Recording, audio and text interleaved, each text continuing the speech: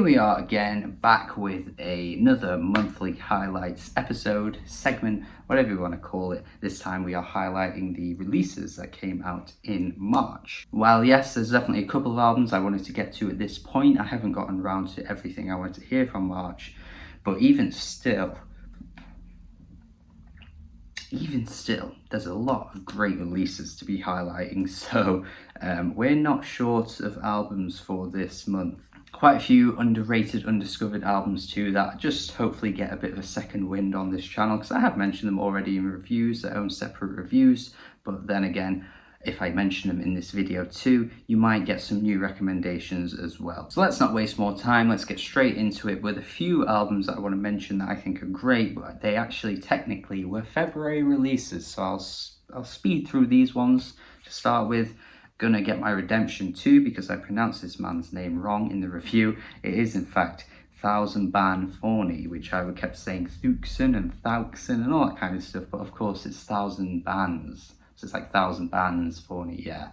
I'm a dumb bitch. Really great trap, cloud rap stuff, which initially I was like, I'm not sure if I'm gonna like it all that much, but I definitely needed to give it a proper few listens to realize that actually there was a lot to love here. The atmosphere that this guy conjures up is great. Anyone of the cloud rap fan base, anyone that loves this kind of stuff, trap as well, you know what you're getting into. You know you're not going to get the most lyrical type stuff, but when it creates a fantastic atmosphere that this guy is able to conjure up, I think you can get the same kind of enjoyment you can listening to like Travis Scott's Rodeo, for example. They're not exactly the same, but I think if you look at their sort of genre tags, you can kind of see similar parallels. And of course, with Travis Scott being so popular, maybe mentioning his name is going to be enough to make you listen to this. And the other one from February was Dreamwell. Really love this new band here, this post-hardcore type stuff. Not the most original thing in the world, but it doesn't need to be, because they're doing what they do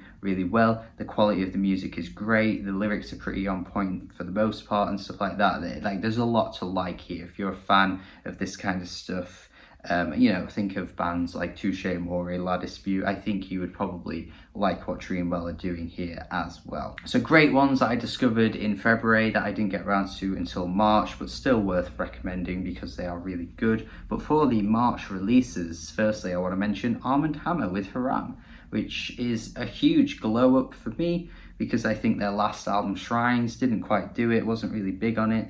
Found the production a bit annoying, wasn't really big on it, just a bit, not really for me. There was just a bit of like ugliness to it. I just wasn't a fan, just not my kind of thing. But then with The Alchemist teaming up with Arm & Hammer, we got a fantastic combination of artists here, and Alchemist's production, by the way, perfectly depicts the darkness of the lyrics on this album. Really good, really good stuff, really good stuff. And of course, lyrically, it is abstract, weird, hard to digest.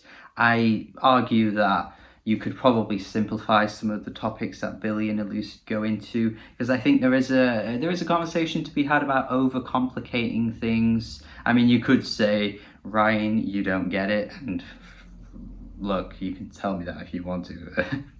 You don't have to be so harsh though. But I do think there is something to be said in that. I think some rappers in the underground do try a little bit too hard to just be a bit too wordy, a bit complex, and I think you can simplify things enough and still be complex while getting the point across. But even still, I think it's great in terms of production. I think it sounds great, and the rapping is really on point for the most part too. Some of the features are really good as well. Really good album. Nubian Twist is this jazz piece. I think they're like a 10-piece actually from the UK. Really talented they are, and they get some fantastic vocalists to join them along the way on this album here.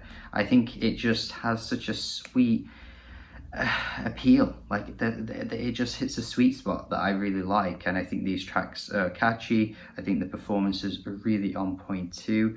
Just a really nice little listen. Again, not the most complex thing you're ever going to hear in the world, but who cares when the music sounds so good.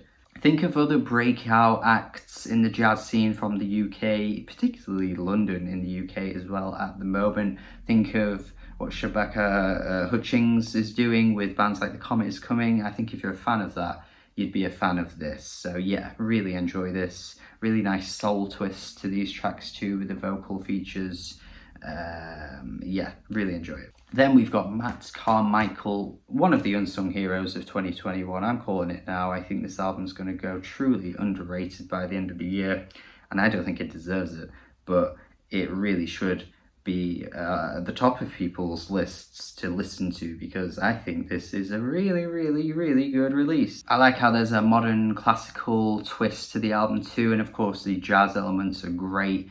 Really beautiful moments on here, some roaring saxophone performances, and then the piano sounds gorgeous throughout too. Look, two of my favourite things in the world, saxophones, pianos. Put your hands together, you get a great album. Really loving this one. I think Matt Carmichael is from Scotland as well, so another UK-based artist here. Really good stuff. Please check it out. I think this is going to be one of the most undiscovered great albums of the year. And finally, I tell you guys my album of the month once I've ran through my favourites of the past month, which I have just done. So we're at the album of the month now, and we've got probably my favourite album so far this year. I think it's pretty much locked in at the moment. We are only early days though, but I think Genesis Owusu has given us a fantastic release here that I think is so replayable and so goddamn catchy, with the genre blends, the soul, the pop R&B, the fucking rock at times too. My god, this guy's got it all. Huge amounts of charisma and talent going into this album. I think Genesis has nailed it with Smiling With No Teeth. I think this truly is going to go down as one of the year's best albums. He certainly manages to intertwine all of his influences together really nicely, while also just offering his own quirkiness to his vocals. He can go high in the falsetto, he can go lower down, and you know what? He sounds great doing both, and I think that's a huge talent as well. I think if you can go high into a falsetto and then go lower on the same song and switch it up and sound great at both, I think you're a fantastically talented performer and you're going places, and I hope this guy does, because what a great debut album this is. And of course, my album of the month, and all of these albums are albums of the month too. They're all great. Hopefully you check them all out if you haven't already. Let me know what I've missed, if there's any other releases I should be adding to this list, adding to my year-end list by the end of the year. If there's loads of great things that you guys are finding, please let me know, because often you guys do. In fact, 2 of these albums I found through someone else based off recommendations. So yeah, you guys are great at finding stuff. Please let me know. Thank you for watching. Let me know your favourites of the month too. Have a good day. Oh, subscribe already. Subscribe if you haven't already. Well, do subscribe already, and have a good day and goodbye.